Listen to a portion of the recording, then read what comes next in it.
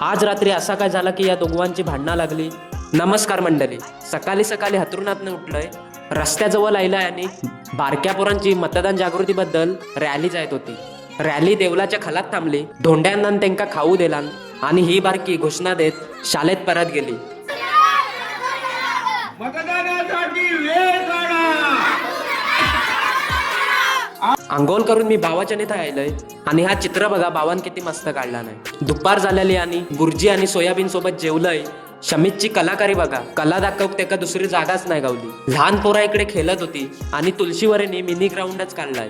आमच्या गावात ना ग्रामपंचायतीतर्फे 3-4 महिन्या अगोदर प्रत्येक बिराडात नळ लावलेले होते.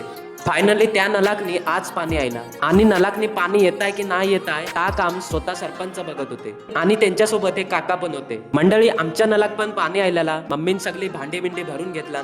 सुगंधा काकीच्या नलाचो प्रॉब्लेम झालेलो. म्हणे होता सुरुवातीक पाणी आयला, नंतर पाणीच नाही आयला. संध्याकाळी माका बावान झोपेत उठवला. बोललो बाहेर ये, तुका कॉन्टेंट देतो. बाहेर येऊन बघतो तर बाबा आपली सायकल चमकावे होतो.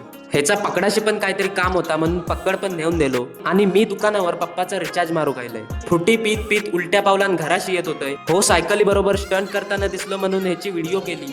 आणि मंडळी, आता रात्रीची वेळ झालेली. रात्र झाली तरी ही पोरा अजून खेळतायतच. ह्यांचा खेळणं कमी आणि भांडणं जास्ती होती आणि ह्या दोघांची भांडणं पण खेळावर्षीच लागली होती. हे भांडतायत तवसर तुम्ही व्हिडिओ लाईक करा. चला, बाय बाय.